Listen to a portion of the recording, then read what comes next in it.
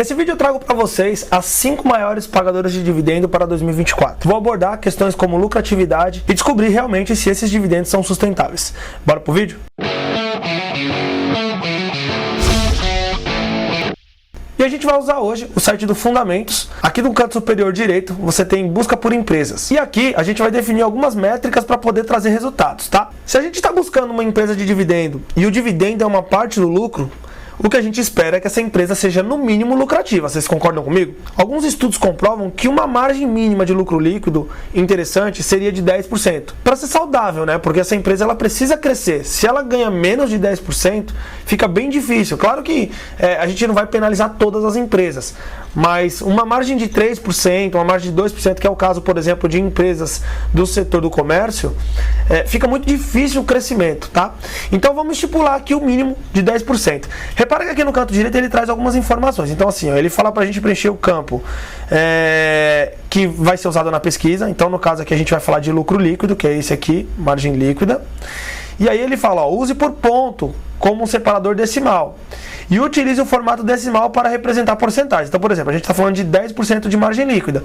Então, ó, se 15% é 0,15, 10% é 0,1. Então vamos lá, margem líquida 0,1.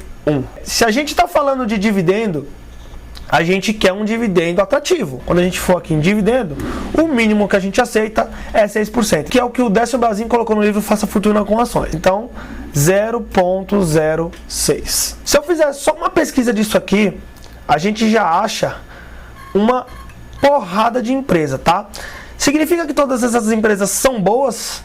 Não, não significa. Então a gente vai refinar um pouco mais ainda essa busca para poder diminuir aquela quantidade de empresas que a gente viu ali. O Benjamin Graham, que é o pai do Value Investing, falava que nós deveríamos pagar no máximo um PL de 15. Então vamos colocar aqui 15. E eu vou colocar mais um filtrozinho aqui, que é o preço sobre valor patrimonial. Aqui eu uso um pouco do meu feeling, tá? Então investimento também é feeling. E qual que é o feeling que eu tenho disso aqui? Se você pega um mercado igual aos Estados Unidos, onde muito difundido essa questão de investimento em bolsa de valores, as ações lá ela tende a custar mais do que o valor patrimonial real. Só que no Brasil a gente tem o inverso. Como é um país que tem pouca instrução e tem esse mercado muito pouco difundido ainda, a gente consegue comprar ações abaixo do valor patrimonial. Pra você ter uma noção, aqui no Brasil a gente tem poucos bancos comparado com os Estados Unidos, por exemplo, porque a gente tem um mecanismo de defesa muito grande onde impede essa concorrência e faz com que esses bancos sejam os bancos mais lucrativos do mundo. E a gente consegue comprar, por exemplo, o Bradesco hoje abaixo do valor patrimonial. Então olha a oportunidade que você tem no Brasil. Por que eu vou tirar o meu dinheiro do Brasil, investir no meu país, fazer com que o meu país cresça, sendo que eu tenho um spread muito grande, uma oportunidade grande do valor real, eu vou investir lá fora que o valor já está precificado. Você entende? Então aqui eu vou considerar que no máximo eu aceito pagar o valor justo. Então eu vou colocar 1. Existe um outro indicador muito interessante, que é o ROI. Isso aqui, pessoal, basicamente é a taxa de retorno com base no dinheiro aplicado. Então vamos supor, eu apliquei R$1.000, um ROI de 10%. Significa que a cada um ano retorna R$1.000 de resultado. E esse resultado ele pode compor de várias formas. Ele pode vir uma parte para mim em dividendo e outra parte pode ser reinvestido no próprio patrimônio da empresa, entende? Só que você não deixa de enriquecer, porque se a empresa ela tem um patrimônio maior, ela tende a valorizar a ação. Se a empresa distribui, você está recebendo a parte ali direto na conta corrente. Deu para entender? Então qual que é a taxa ideal do ROI? O ideal é que o ROI seja sempre superior à taxa Selic. Então a taxa Selic hoje é 11,75. Então se eu colocar aqui 11,75, eu tenho agora uma quantidade de ações bem menor. Então, resumidamente, a gente definiu uma margem líquida de lucro, porque se a empresa ela não consegue ter um lucro saudável, isso mostra para o mercado que ela tem dificuldade de repassar preço, ela não consegue pagar dividendos se ela não tiver essa margem, ela não consegue reinvestir. E aí a gente definiu uma margem mínima de dividendos que a gente aceita nesse investimento, que é de 6%. A gente definiu um PL de no máximo 15, isso vai fazer com que a gente não pague caro numa empresa. E também, para comprovar que a gente não vai pagar caro, a gente está definindo que vai pagar no máximo um P sobre VP, que é o preço sobre valor patrimonial de 1. Cabe ressaltar que a partir do momento que eu coloquei 1 ali, eu excluo praticamente as empresas de tecnologia. Porque a empresa de tecnologia, ela não tem patrimônio. Então, teoricamente, o preço sobre valor patrimonial dela tende a ser maior, tá? Então, eu estou colocando 1, praticamente vai vir só a empresa ali de economia real, né? Empresa que tem realmente patrimônio ali palpável, né? Então a gente fala aí de mineradoras, a gente fala aí de empresas de energia elétrica, a gente fala de banco, coisas que você consegue tocar, pegar. Então o banco lá tem cadeira, o banco tem mesa, o banco tem agência, né? Então quando você define um P sobre VP pequeno, você diminui o risco, mas de certa forma você também já exclui essas empresas de tecnologia.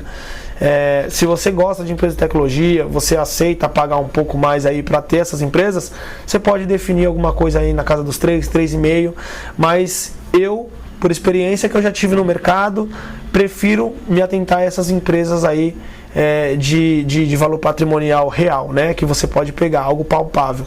Se você gosta de ideias, comprar ideias, quer comprar aí um futuro Google, alguma coisa nesse sentido, você vai precisar abrir um pouquinho mão de segurança, mas para tentar também ter uma margem de lucro lá no futuro bem maior, beleza?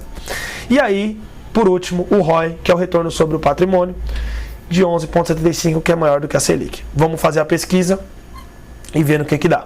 Eu vou filtrar aqui por escala de dividendo e colocar o maior em cima, e aí a gente já chega nas empresas que são as 5 maiores pagadoras de dividendos de 2023 e teoricamente bem provável serão de 2024. Então vamos analisar uma por uma agora para a gente ter certeza, né, se esse dividendo ele é sustentável para o próximo ano, tá bom? Aqui vai ser um raio-x só para a gente ver se tem alguma coisa errada, que já vai ser o payout, tá? Então se a gente vir aqui no payout, ó, eu sei que a Áurea é uma empresa nova, olha só, ela só tem 4 anos de bolsa, e em 2023 ela deu um prejuízo e distribuiu o lucro, mesmo dando prejuízo. Provavelmente ela pegou lucros passados que estavam em caixa e distribuiu. Uma forma ideal de você conseguir analisar e entender o que aconteceu seria você vir no Google, digitar Auren RI. Você vai entrar no site de relações com investidores. Aqui dentro tem uma central de resultados. E lá você vai puxar o release de resultados. E pelo release de resultados aqui, terceiro trimestre de 2023, você vai conseguir entender o que aconteceu com essa empresa, por que ela distribuiu isso, como que ela está, quais são os projetos, se ela está investindo, se não está. Então, vou olhar aqui rapidinho, resumidamente, aqui o que aconteceu. E o motivo dela ter distribuído tanto é porque ela tem pouca alavancagem, ela tem pouca dívida. Essa dívida em relação ao EBITDA está em 0,7. Empresa de energia elétrica geralmente trabalha em 3, 3,5. Então ela está pouco endividada e ela tinha uma posição forte de caixa de 4,9 bilhões de reais. Então ela distribuiu, bem provável que ela vai continuar distribuindo, talvez não na mesma proporção, mas você percebe que ela tem aí uma intenção de remunerar os controladores. A segunda empresa é a Metalúrgica Gerdau, tá? Aqui é engraçado que tem a Gerdau, ó, e a Metalúrgica Gerdau. Uma é a hold da outra, tá bom? Bom, então olhando o Gerdau aqui, a gente já consegue ver que o payout dela vem sendo interessante, tá? Você vê aqui que desde 2018 a empresa não deu prejuízo.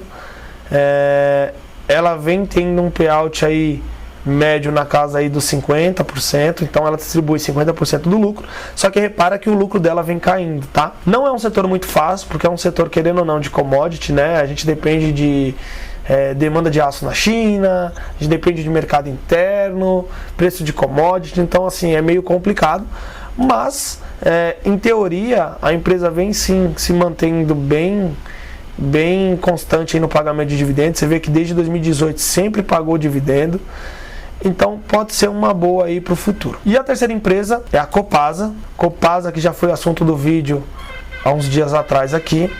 Se você não viu o vídeo, vou deixar ele no card para você ver.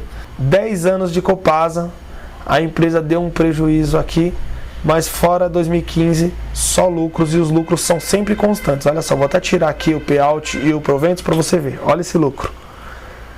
Então é bem provável que ela vai conseguir manter esse payout. Ainda mais porque ela pagou um payout de 46%, que é abaixo da média dela dos últimos 10 anos. Então esse payout se repetindo e o lucro se mantendo estável, vamos supor que não cresça, é bem provável que ela continue pagando 14,4% de dividendo. Vamos então agora para a quarta empresa, que é a Transmissão Paulista. E Transmissão Paulista, como vocês podem ver aqui, sempre deu lucro, é uma empresa muito boa, distribuiu aí na média sempre 57% de payout, né?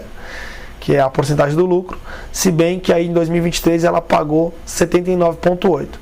É provável que ela distribua 79,8% no ano que vem? Não. É provável que ela distribua menos, porém também é provável que o lucro dela seja maior. Ela tem algumas concessões que ela ganhou, eu já expliquei isso em outro vídeo, e bem provável que o lucro aumente. Então o lucro aumentando e mesmo o payout diminuindo, ela vai manter aí essa quantidade de proventos de 1.400 bi. E aí 1.400 bi dividido pelas ações que ela tem, vai se manter mais ou menos por aí esse dividendo, que é de 8,43. Então assim, continua sendo uma boa empresa e é sim uma boa opção aí para você. Então vamos agora para a última, Neoenergia, uma empresa aí que sempre deu lucro. Aliás, olha só como que veio esse lucro em escada, né, até 2022. 2023 teve uma queda, não acompanhei a empresa, não sei te falar por que isso aconteceu, tem que dar uma olhada no release para poder entender, né? Mas aqui você já vê um payout bem alto, de 49% em média, mas eu acho que é por causa do fundo aqui, ó. Você vê que aqui distribuiu mais do que o lucro. Deixa eu colocar aqui em 5 anos. Bom, beleza, olha a média agora, caiu para 24,88. Então 24,88, no último ano pagou 14. Se ele pagar a mesma coisa e o lucro crescer, que vinha crescendo, já vai ganhar mais. Então é isso, cabe ressaltar que essa foi uma análise do passado e que nem sempre resultados passados é garantia de resultados futuros, mas que as probabilidades sim são maiores, tá? Bom, pessoal, se você não é inscrito no canal, eu vou pedir que você se inscreva no canal, ative o sininho para ser notificado toda vez que a gente subir vídeo novo. Lembrando que postamos vídeos aqui todos os dias, dá trabalho para fazer, dá trabalho para estudar, para trazer para vocês. Então eu só peço essa força, segue lá, se inscreve. Muito obrigado e até a próxima.